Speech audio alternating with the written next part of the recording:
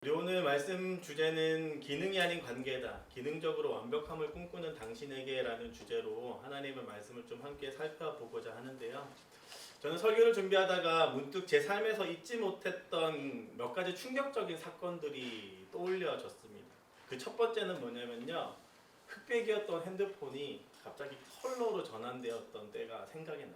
제가 우리 반에서 첫 번째로 컬러 핸드폰을 샀습니다.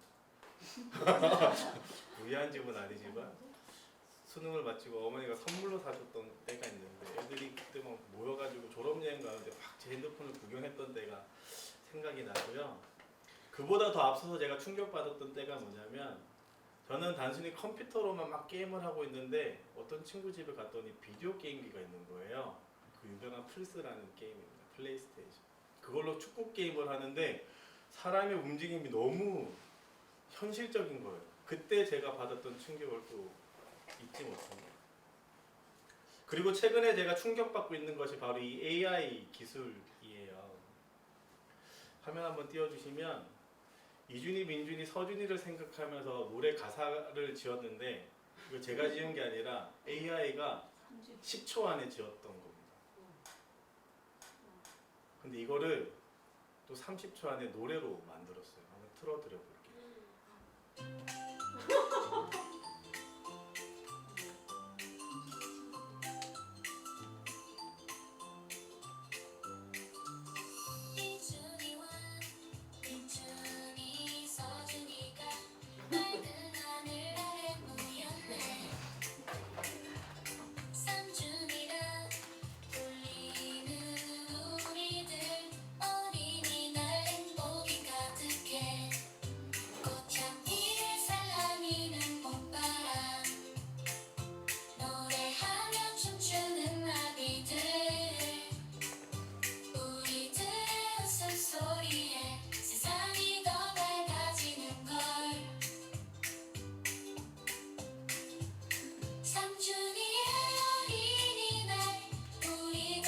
여기까지만 듣도록 할게요. 민망해가지고 안 될 것 같아요. 여기까지만 듣고 제가 이것을 들려드리는 게 뭐냐면 어린이날에 모였는데 끄셔도 됩니다.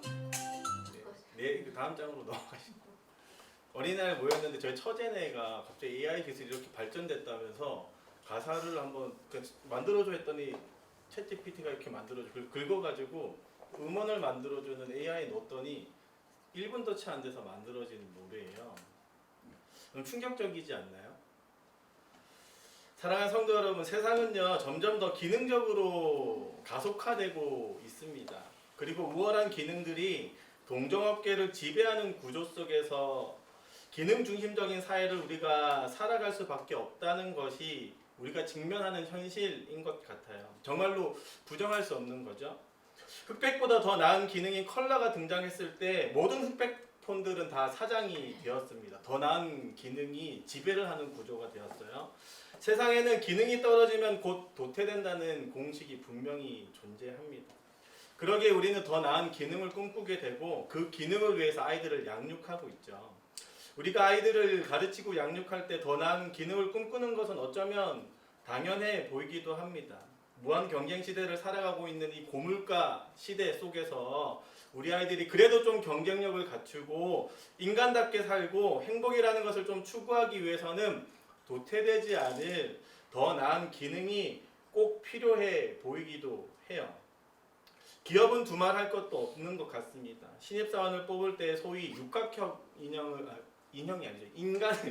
인간을 뽑으려고 해요. 모든 능력에서 만점인 사람들을 뽑으려고 합니다. 모든 기능에서 최대치인 사람을 뽑는 것이 당연해 보이죠.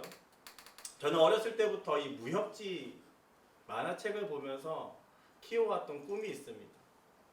모든 무협지의 주인공은 모든 기술의 마스터들이거든요.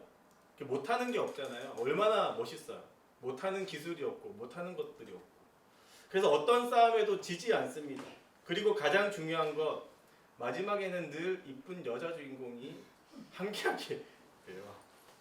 이런 기능의 최대화가 정말로 진짜 좋은 것이구나 만화책을 보면서 저도 함께 꿈꾸었던 것 같습니다. 아마 비슷하게도 우리 아이들은 세상을 보면서 기능을 꿈꾸고 기능의 최대치를 내가 만들어야 이 세상에서 살아남을 수 있지 않을까 동시에 꿈꾸고 있을지도 모릅니다. 세상은 어쩌면 이 무협지 속의 주인공을 꿈꾸는 것처럼 기능의 최대화를 꿈꾸고 있는 거죠. 모든 것을 다 갖추어야지만 자신의 생명력이 유지된다고 여기고 기능의 최대화는 모든 것을 가질 수 있는 정석으로 여기기도 합니다. 이런 기능 중심적인 삶을 꿈꾸는 것이 바로 세상의 문화라고 볼 수도 있을 것 같은데요. 상대적으로 이런 문화에 짓눌려서 저는 저 스스로의 인생을 참 많이 비참하게 보기도 합니다. 세상과 비교하면 42살로 갇힌 제 기능적인 모습들이 정말로 부족해 보이기 때문이죠. 그런데 단순히 이런 기능적인 모습이 부족해서 비참한 것보다 제가 더 비참하게 여기는 것은 이 세상 속에서만 존재해야 할 이러한 문화들이 이미 교회 안에 깊숙하게 뿌리 뽑고 있다는 사실 때문입니다. 그리고 이 사고와 문화로 인해서 저 또한 이 교회 사역을 동일하게 보는 것을 제가 깨닫고 있기 때문에 더 힘들고요. 더 우울해져요. 교회가 좋은 방향이 아니라 좋지 않은 방향으로 가고 있다는 것을 알면서도 그 기류에 저도 포함되어 있다는 것이 참 많이 아픕니다. 교회 내에서도 기능이 뛰어난 사람들을 선택할 때가 참 많잖아요. 더 나은 기능을 꿈꾸는 것이 교회 안에서도 참 당연한 문화라고 여깁니다. 제가 작년에 사역자 다른 교회 공고론 몇 가지를 봤는데 다 동일하게 이렇게 적혀 있었어요. 만 39세 이하. 저는 이제 생물학적 기능도 부족하구나. 하늘꿈 교회가 저 같은 똥차를 끝까지 책임지셔야 된다 이런 생각을 좀 하게 되는데요. 그런데도 제가 이렇게 비참하고 우울함 속에 있는 저에게도 한 줄기 희망이 있는 것은요, 하나님께서 이 기능 중심적인 문화를 달가워하지 않는다는 것입니다. 일찌감치 바울을 통해서 기능이 강조되는 것을 교회가 허락하거나 수긍해서는 안 될 것을 고린도전서를 통해서 이야기하고 있는데요. 고린도전서 12장 20절부터 25절은 이렇게 기록합니다. 오늘의 본문의 전 문맥인데 우리 함께 눈으로 한번 읽겠습니다. 이제 지체는 많으나 몸은 하나라. 눈이 손더러 내가 너를 쓸 데가 없다 하거나 또한 머리가 말더러 내가 너를 쓸 데가 없다 하지 못하리라. 그뿐 아니라 더 약하게 보이는 몸의 지체가 도리어 요긴하고 우리가 몸에 덜 귀히 여기는 그것들을 더욱 귀한 것으로 입혀주며 우리의 아름답지 못한 지체는 더욱 아름다운 것을 얻느니라. 그런즉 24절부터 25절 한번 잘 보세요.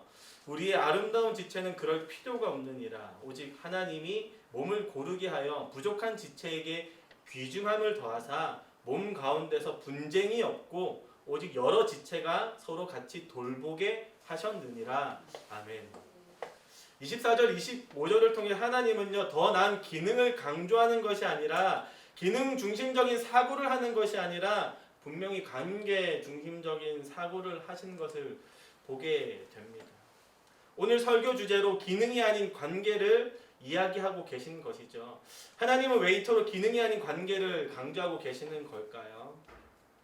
오늘은 이 기능 우월주의라고 표현되기도 하고 혹은 기능 만능주의라고 표현하기도 하는 이 잘못된 문화들의 익숙한 교회의 모습을 좀 돌아보고요. 이것으로 인해서 사람 곧 교회 공동체가 깨트려버린 하나님 나라의 모습을 우리가 어떻게 하면 회복할 수 있을 것인가를 좀 함께 고민해 보는 시간이 되었으면 좋겠습니다.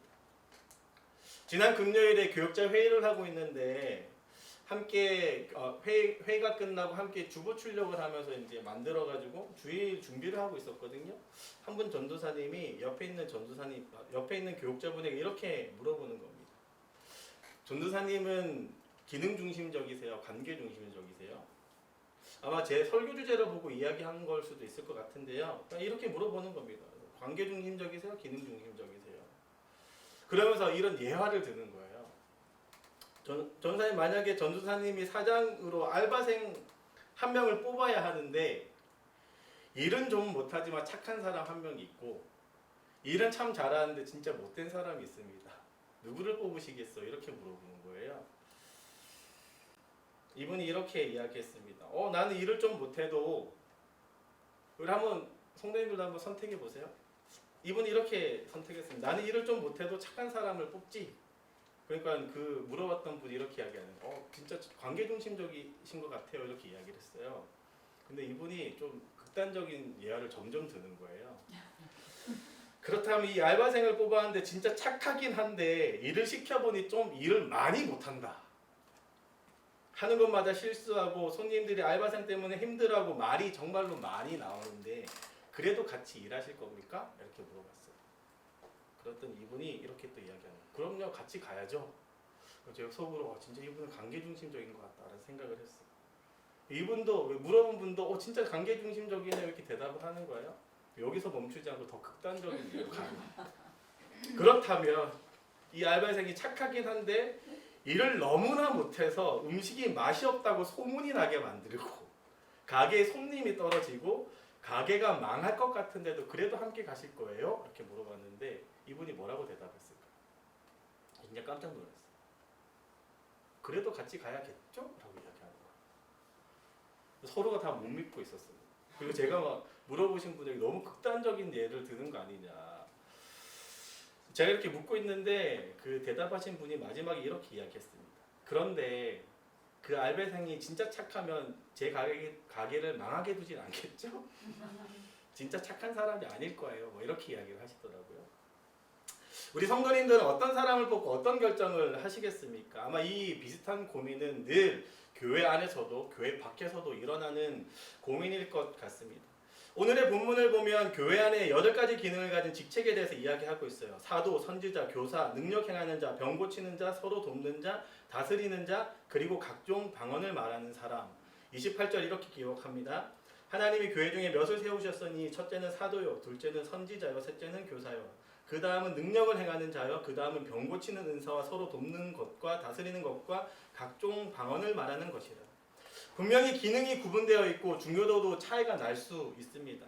성경이 사도를 가장 첫 번째로 꼽고 있는 것은 아마도 사도의 기능이 가장 중요했기 때문일 수도 있어요. 성경은요, 기능의 평준화를 이야기하지 않고 혹은 기능의 단일화를 이야기하지 않고 다양화를 이야기하되 순서를 분명히 나열해서 기능의 경중을 따지고 있습니다. 그런데 고린도 교회가 가진 문제점은요, 이런 더 중요한 직책들을 사모했다는 거예요. 더 중요한 기능을 강조했다는 것이 문제입니다. 그들은 그때 당시에 방언하는 것에 가장 많은 마음을 빼앗겼고 방언하는 사람을 가장 높게 쳤어요. 그리고 방언하는 은사를 가진 사람을 모든 은사 중에서 가장 1등으로 생각을 했습니다. 왜냐하면 그때 당시에 복음을 전해야 하는 이 교회의 고유 기능을 감당하기 위해서는 분명히 다른 나라 말을 하는 방언하는 자가 꼭 필요했기 때문이에요. 예루살렘과 유대야 사마리아를 거쳐서 온 만국에 복음을 전하기 위해서는 본토의 언어를 구사하는 방언하는 사람이 꼭 필요했습니다. 복음을 잘 알아도 그 나라 사람의 말을 모르면 소통이 안 되잖아요. 복음을 전할 수 없겠죠. 그렇기 때문에 방언하는 사람이 꼭 필요한 거예요. 흔히들 이 성경이 말하는 방언이라는 것을 착각하시는 분들이 좀 많습니다. 제가 뭐 신학적인 논쟁을 좀 차치하더라도 성경 자체가 이야기하는 것은 저희가 방언 기도할 때 나오는 그런 어떤 요사스러운 말을 지금 이야기하는 게 여기 말하는 방언이 아니라 성경 자체가 이야기하는 방언은 다른 나라의 언어예요. 쉽게 이야기하면 한국 사람이 일본 말을 하는 것을 방언이라고 표현하는 겁니다. 히브리어와 헬라어를 조금 구사하는 이스라엘 백성의 특성상 수많은 나라에 복음을 전하기 위해서는 아프리카어를 할 줄 알아야 되고 그리고 그 외에 다른 나라의 언어를 꼭 할 줄 알아야 됐기 때문입니다. 지금 시대도 마찬가지예요. 선교를 가려면 현지어를 배워야 하잖아요. 최근 제 동기 한 분이 사랑하는 동기 한 분이 진짜 선교사로 파송을 갔습니다. 5년 파송을 받아서 갔는데 가서 5년 중에 2년을 현지 언어를 배우는데 사용을 한대요. 계획이 그렇게 돼 있대요. 가서 바로 복음을 전하는 게 아니라 현지 문화를 배우고 언어 배우는데 2년을 꼬박 집중한다고 합니다. 지금은요, 선교 가려면 언어 공부를 하면 됩니다. 당시에도 언어를 공부를 했어도 됐겠지만 당시에 성령의 은사로 갑자기 방언이 나오는 거예요. 내가 일본어를 모르는데 일본어를 하게 되는 겁니다. 이 은사를 가진 게 얼마나 귀하겠어요. 순식간에 기능이 최대화되는 이 사건을 얼마나 귀하게 여겼겠습니까? 사도행전 2장의 사건은요, 이것을 상징적으로 이야기하는 거거든요. 한번 눈으로 보세요. 4절입니다. 그들이 다 성령의 충만함을 받고 성령이 말하게 하심을 따라 다른 언어로 말하기 시작하니라. 이 8절부터 11절 이렇게 이야기합니다. 이렇게 다른 언어를 이야기하는 사람을 보고 어떤 사람들이 막 다 술 취했다고 이야기할 때에 한 사람이 이렇게 이야기하는 거예요. 8절, 우리 각 사람이 난 곳 방언, 우리가 태어난 곳에서의 그 말로 듣는 것이 어떻게 된 일이냐. 우리는 바데인과 메데인과 쭉쭉쭉쭉, 우린 다른 나라 사람들이다. 그런데 다 우리가 각 언어로 하나님의 큰 일을 말함을 듣는다 하고 기이하게 여기는 거예요. 나는 일본에서 태어나서 일본어밖에 못 듣는데 어떻게 저 사람은 나에게 일본어로 지금 복음을 전하고 있지? 이게 지금 성경이 말하는 방언인 거거든요. 베드로를 비롯한 수많은 사람들이 성령의 은혜로 순식간에 기능이 최대화가 됐습니다. 다른 나라 말을 하게 되었어요. 얼마나 좋았겠습니까? 그러니 이 방언이라는 은사가 이 교회 안에서 얼마나 중요했겠어요. 그냥 방언의 은사를 가진 사람은 그 은사 그대로 어딜 가든 복음을 전할 수 있게 되니 참 감사한 일 아니겠습니까? 비슷하게도요, 우리는 교회의 사역을 위해서 기능을 요구할 때가 참 많습니다. 효율성을 위해서, 그리고 사역의 열매의 극대화를 위해서, 복음과 교회 사역을 위해서 기능의 최대화, 전문성을 요구하는 시대를 지금 살아가고 있어요. 그리고 이것으로 인해서 교회는 희한하게도 점점 기능 우월주의로 빠져가게 됩니다. 그리고 이것을 우리를 부정할 수 없어요. 더 나은 직분을 꿈꾸게 되고 더 나은 직분을 꿈꾸게 됩니다. 이것이 곧 교회의 성장과 연결된다고 여기고, 반대로 이런 기능적인 요소가 좀 부족하면 마치 세상에서 도태되는 것처럼 우리 교회도 세상에서 도태될 것처럼 여겨서 더 좋은 기능을 요구하는 시대를 우리가 살고 있다, 이 말입니다. 그러나 우리 교회에서 가장 중요한 것은 이 기능이 아니라 생명력일 줄로 믿습니다. 교회는 무엇으로 이 생명력을 누릴 수 있을까요? 과연 기능의 최대화가 생명력의 최대화를 만들어낼 수 있을까요? 오늘의 본문은 과연 우리에게 무엇을 이야기하고 있을까요? 중요한 것은 교회는 날이 갈수록 기능적인 면에서 훨씬 전문화되고 고도화되고 있다는 것이고, 기능적인 면에서 정말로 탁월해지고 있지만 그와는 반대로 교회가 가져야 할 생명력은 반비례해서 점점점 떨어지고 있다는 것입니다. 한마디로 표현하면 교회는 하나님 나라를 대변하는 모습으로 하나님 나라의 생명력을 드러내야 하는데, 기능은 정말로 탁월해지고 있지만 상대적으로 깨어진 하나님 나라, 생명력을 잃어버린 하나님 나라를 지금 세상에 표현하고 있습니다. 그렇다면 우리는 어떻게 깨어진 이 하나님 나라의 모습을 다시 회복해서 온전한 생명력이 가득한 하나님 나라를 우리 공동체가 나타낼 수 있을까요? 그 두 가지로 좀 살펴보고자 하는데요. 첫 번째는 하나님 나라를 위해서 우리가 기억해야 되는 한 가지가 있습니다. 바로 뭐냐면 삼위일체로 계신 하나님의 모습을 기억해야 한다는 것입니다. 우리는 잘 알고 있습니다. 하나님이 성부 하나님, 성자 예수님, 성령 하나님 세 분으로 존재하신다는 것을. 우리는 이것을 영어로 트리니티라고 표현하는 삼위일체 교리로 받아들이고 있어요. 세 분인데 한 분이고 한 분인데 세 분이다 라는 이야기를 합니다. 세상의 그 어떠한 것으로도 이 삼위일체 교리를 표현할 수 있는 방법은 없어요. 한때는 이 대한민국 땅에 세상에 있는 물질로 삼위일체의 교리를 좀 설명하고자 했던 바람이 불었습니다. 한 번쯤은 익숙하게 들어봤을 법한데요. 예를 들어서 이렇게 이야기하는 거예요.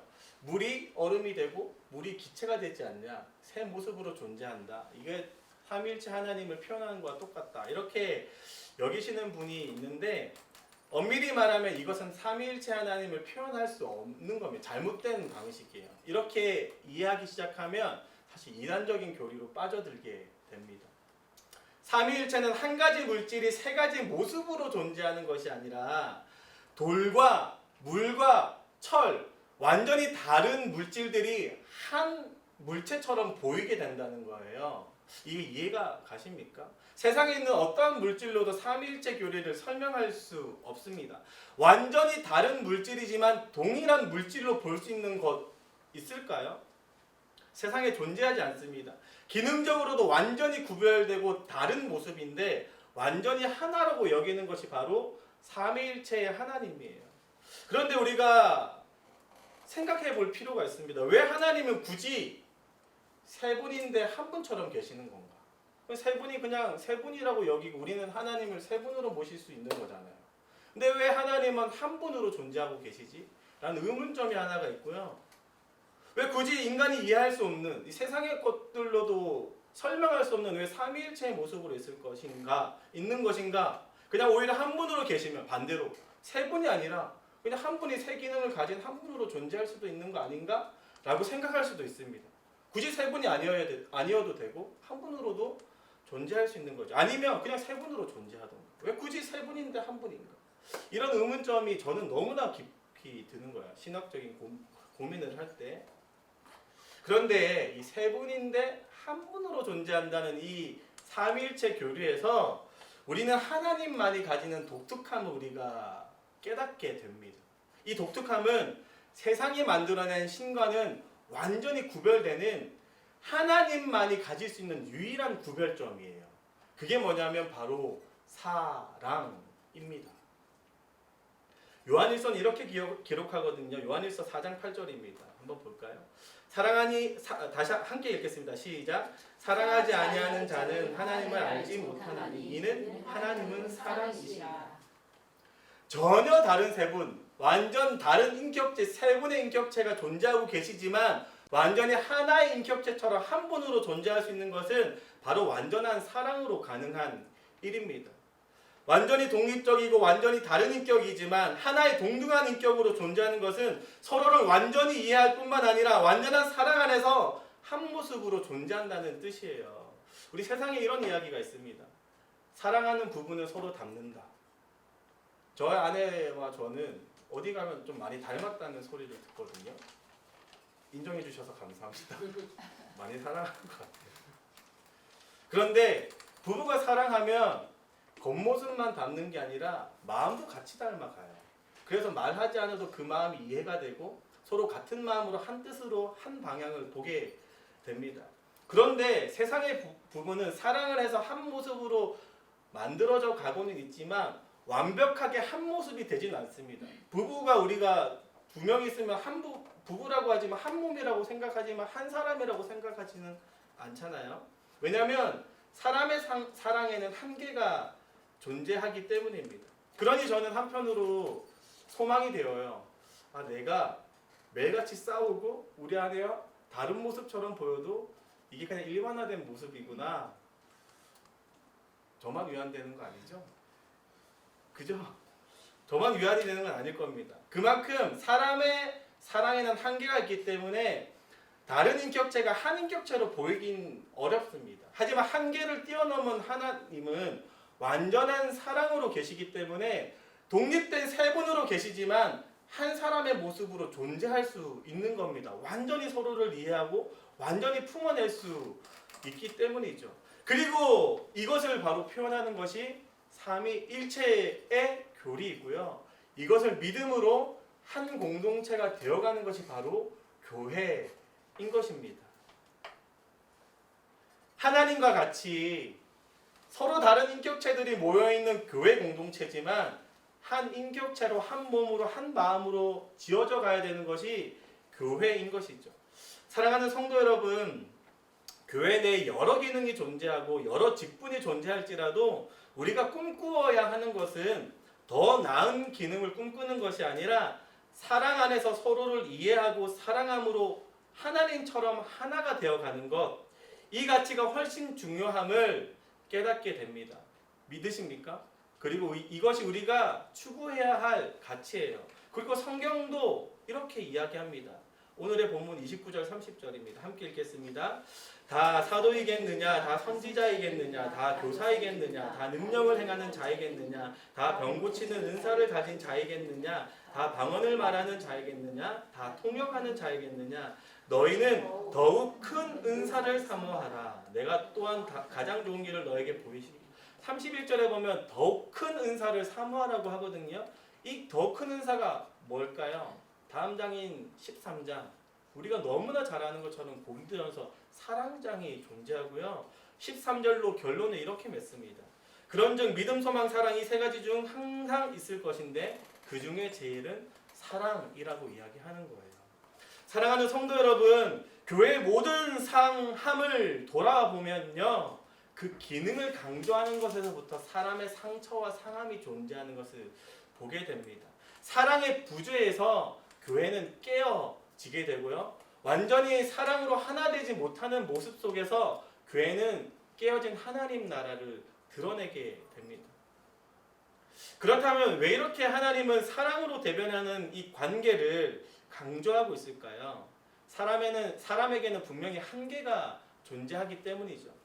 부부가 한계가 있는 것처럼 고유한 사람도 다 한계가 있어요. 그리고 그 능력에도 한계가 있습니다. 사람의 한계는 피조물로서 가지는 아킬레스건 같아요. 아무리 뛰어나도 육각형 인간으로 모든 부분을 만점으로 채우려고 해도 채울 수 없는 게 인간의 고유 한계입니다. 그러기에 서로의 기능을 인정하고 서로가 사랑 안에서 그 기능이 하나하나가 모여서 한 몸이 되어갈 때 이 기능이 오히려 사랑 안에서 극대화되는 모습이 바로 교회 공동체인 거죠. 교회 공동체는요, 육각형의 모든 부분을 만점으로 채울 수 있게 되는 겁니다. 바로 사랑 안에서. 사랑하는 성도 여러분, 교회는 하나됨으로 하나님의 생명력, 그 기능의 최대치된 모습을 우리가 드러낼 수 있습니다. 하나님께서 사랑하심으로 하나님의 사랑을 세상에 드러낸 것처럼 우리도 서로가 사랑함으로 하나님 나라의 풍성함을 드러내며 그 생명력을 드러낼 줄 아는 우리 멋진 하늘꿈 교회 되길 예수님의 이름으로 축복합니다. 기능의 강조를 꿈꾸는 것이 하늘꿈 교회가 아니라 관계의 강조가 무엇인지를 알고 그 관계에 충실해가는 저와 여러분 되었으면 좋겠습니다. 두 번째, 하나님 나라를 위해 기억해야 되는 것은요, 하나님께서 사람에게 하신 요구를 기억해야 한다는 겁니다. 교회의 지체가 서로 사랑함으로 하나 되는 것이 우리는 교회의 가장 큰 가치임을 알게 되었어요. 이것은 비단 사람과 사람 사이에서만 이루어지는 것이 아님을 또한 성경이 이야기하거든요. 하나님은요, 사람에게 사랑을 강조하셨지 기능을 강조하시지 않았습니다. 기능적으로 완벽함을 꿈꾸신 게 하나님이 아니시라는 거예요. 우리 창세기 2장 17절 하나님의 최초의 명령하시는 거 한번 볼까요? 선악을 알게 하는 나무의 열매는 먹지 말라. 내가 먹는 날에는 반드시 죽으리라 하시니라. 하나님은요, 먹지 않는 기능을 강조했다기보다 하나님과의 관계를 요구하셨습니다. 바로 내 말에 순종하는 관계, 나를 사랑함으로 내 말에 순종하는 관계, 이것을 요구하셨어요. 또 우리가 십계명을 하나님 사랑과 이웃 사랑으로 나눌 수 있는 것처럼 하나님은 하나님의 모든 명령을 다 관계적 관점으로 만들어 두셨습니다. 하나님을 따라 하나님과 함께하는 관계의 관계, 혹은 사람이 사람과 함께해야 되는 관계의 관계로 모든 법을 풀어내시거든요. 하나님은 우리에게 요구하시는 것은 기능을 잘하는 사람이 아니라 관계를 잘 맺어가는 사람, 사랑하는 관계를 요구하셨다는 말입니다. 이것을 다른 말로 표현하면 사랑하는 관계 속에서 순종하는 관계가 될 수 있는 것이고요. 또 다른 말로 표현하면 오늘의 본문이 이야기하는 것처럼 그냥 사랑 그 자체가 될 수 있는 것이죠. 모든 것이 관계인 겁니다. 저는 이쯤에서 한 성경 구절이 생각이 났어요. 사무엘상 15장 22절인데 우리 함께 읽도록 하겠습니다. 함께 읽겠습니다. 사무엘이 이르되 여호와께서 번제와 다른 제사를 그의 목소리로 순종하는 것을 같이 좋아하시겠나이까? 순종이 제사보다 낫고 듣는 것이 수정의 기름보다 나으니. 사랑하는 성도 여러분, 우리는 지금도요 더 나은 제사를 꿈꾸고 있습니다. 기능적인 요소만 강조해서 예배의 요소들을 강조하고 현란하고 아름다운 제사의 모습만 꿈꾸고 있는데요, 현대의 교회는 기능적으로 훨씬 대단한 사역을 꿈꾸고 예배마저도 훨씬 화려한 기능들로 채우려고 합니다. 하지만 제사가 하나님의 기쁨이 된다고 여기는 사람의 뜻과는 달리 하나님의 뜻은요, 하나님이 기뻐하시는 것은 화려한 기능으로 채워진 제사가 아니라 그냥 하나님을 관계적으로 순종하는 것, 하나님을 사랑하는 것이 하나님이 기뻐하시는 것이라고 지금 이야기하고 있는 겁니다. 하나님은 하나님과의 관계를 가장 소중히 여기는 사람을 가장 기뻐하심을 우리가 기억해야 될 줄로 믿습니다. 그러기에 우리가 가정 안에서 하나님의 위치에 서 있는 부모로서요, 우리는 우리 아이들에게 기능적인 요구를 하기보다 그것을 좀 내려놓고 하나님과 같은 성품으로 사랑해 줄 뿐만 아니라 그 사랑에 반응하는 훈련을 좀 할 필요가 있습니다. 더욱 관계를 맺어가는 것, 더욱 사람을 사랑하는 것에 강조를 두고 양육할 필요가 있다는 거예요. 하나님이 우리를 사랑하듯이 아이들을 사랑하고 그 사랑 안에서 기능의 강조를 아이들이 꿈꾸는 것이 아니라 그저 관계 안에서, 사랑 안에서 그냥 말로 서로 하나가 되어가는 그 관계를 가르쳐야 될 줄로 믿습니다.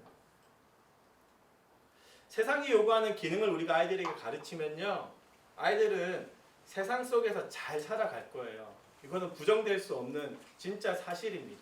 하지만 기능을 강조해서 기능적으로 아이들이 대단한 기능을 갖춘 아이로 자라면 이 아이는 분명 하나님 나라는 살아갈 수 없을 거예요. 하나님과의 관계가 무엇인지 알고 이 관계 안에서 하나님 나라가 오늘에 드러난다는 이 사실을 아이들이 깨닫는다면 기능적인 것은 좀 내려놓고 사랑하는 관계로 나아갈 줄로 믿습니다. 그리고 사랑하는 그 관계 속에서 하나님 나라를 누려가는 아이들이 될 줄로 믿습니다. 사랑하는 성도 여러분, 우리 아이들은 무늬만 기독교인이 됨을 강조하지 않았으면 좋겠어요. 진짜 기독교인, 곧 하나님이 요구하시는 하나님과의 관계가 무엇인지를 우리가 동일하게 요구하고 하나님이 요구하시는 것처럼 사람과 사람과의 관계가 중요함을 가르칠 줄 아는 저와 여러분 되었으면 좋겠습니다. 더 나아가 우리 교회 안에서도 기능이 아닌 관계를 강조하였으면 좋겠어요. 오늘의 설교 주제처럼 기능이 아닌 관계라. 사실 이 말은 제가 양 목사님께 처음 들었던 이야기거든요. 홍전도사, 교회는 기능이 아니라 관계야. 너무나 멋진 말이었습니다. 철학적인 말이었고. 그런데 그때 당시 저에게는 개똥 같은 철학이었어요. 무슨 소린지 이해도 못하겠고 말도 안 되는 것 같고 제가 너무나 기능적인 사람이었기 때문이죠. 그런데 제가 만 7년이 다 지나서 이제 이 말을 손톱만큼 좀 이해하는 것 같습니다. 그만큼 저는 아직도 기능적인 사람이에요. 여전히 성도님들에게 기능적인 것을 요구하는 것 같고 또 교육자들 사이에서도 또 하물며 담임 목사님이신 양 목사님에게도 여전히 기능적인 것을 요구할 만큼 여전히 기능적인 사람 같습니다. 그러기에 어쩌면 저는 지난 7년이 저에게 참 실패의 시간으로 느껴져요. 여전히 기능적인 존재이기 때문입니다. 그런데 교회는요, 성공의 시간으로 저에게 7년의 시간을 주었던 것 같아요. 그 말이 뭐냐면 제가 그래도 좀 이 기능이 아니라 관계라는 뜻을 이해하기 시작하고 이 7년의 시간이 지나서 이제야 비로소 하나님이 원하시는 생명력은 사람과 사람과의 관계 안에서 드러날 수 있구나.